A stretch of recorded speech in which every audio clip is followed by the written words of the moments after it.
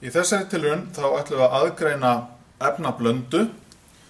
Efnablandan er sem sagt sandur og salt. Ef við ætlum að aðgreina á hefðbundinn hátt, þá myndum við strá þessu svona á blað. Svo myndum við ná okkur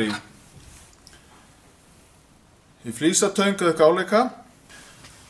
Og svo myndum við reyna að aðgreina. Hérna er salt, hérna er annað salt. Svo er hérna smá sandkorn og annað hér. Hérna er sandur, hérna slættist salt með.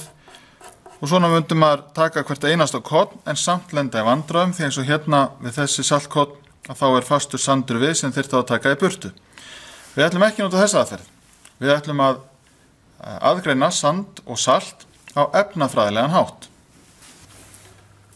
Og það gerum við með því að við þurfum nokkur áhöld. Við höfum hérna síupapír, við höfum tilraunaglas með tappa, við höfum plastglas bara til að geyma tilraunaglasið í, því að ef það liggur á borðinu þá getur það hæglega rúllað fram á brotnað. Þannig að þess vegna höfum við glasið hér fyrir það. Við höfum bikarglas og trekt og svo þurfum við vatn og svo sjálfsögðu efnið sem við ætlum að nota til að aðgreina. Og á kennaraborðinu eða vinnuborðinu þá er þetta tvennt, það er sem sagt box með efnablöndunni og svo er lítið bikarglas með efnablöndunni líka. Og það sem þið byrja á að gera er að taka tilraunaglasið og halda hérna yfir boxið og svo setjum lítið eitt af þessari blöndu hérna. Ekkert mikið, þetta er alveg nóg. Og svo förum við með öll áhaldin á tilraunaborðið okkar og þú manst allar reglur varðandi tilraunaborð, hvernig þau að vera.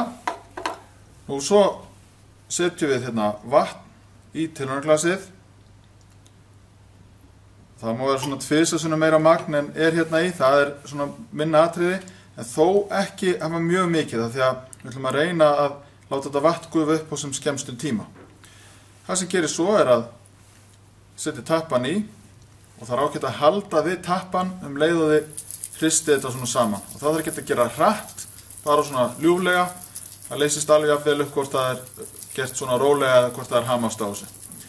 Og svona haldið þið áfram og fylgist með, og svo skoðið bara hvort að allt saltið sé uppleist, og ef það er ekki, þá bara haldið þið áfram. Svo getur gerst að lausnin sé mettuð. Það þýðir að það er ekki hægt að leysa meira salt upp í vatninu, þannig að þá þarf að losa sig við vatnið og bæta meiru vatni í, eða bæta við, en það er heldur verri aðferð. Á meðan einhver er að leysa upp saltið, þá geta aðrir undirbúið sig. Þá taka þeir síupapírinn, brjóta hann fyrst í tvennt og svo aftur í tvennt og opni síðan annað gati sem er annarkvort næst ykkur eða fjærst ykkur. Þá er komið svona trekt úr síupapírnum.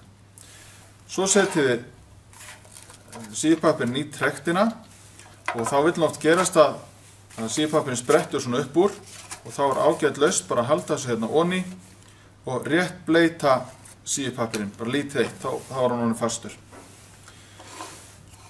Og þegar búið að leysa allt hér upp, þá er tappinn tekinn úr og reynt að hafa sem sagt sandinn þannig að sé að mestuleyti hérna neðst og svo er bara hvolft rösklega úr þannig að sandurinn fara að mestuleyti.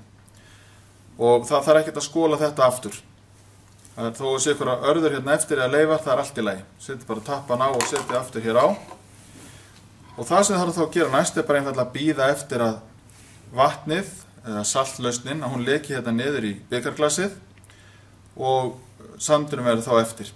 Hafið leyst upp allt saltið, að þá mun það leka hérna niður í bikarglasið og meðan að sandurinn verður eftir hér. Því að á síupapírnum eru agnarsmá göt, nógu lítil til að sameindnar leki í gegn að því það er búið að leysa þær upp í, svona í frumeindir sínar og þess vegna komast sameindnar hérna í gegnum síupapírinn.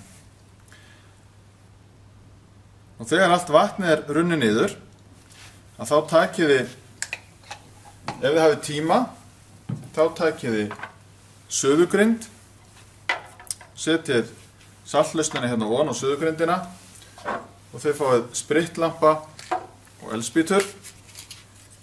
Kveikið á spritlampanum.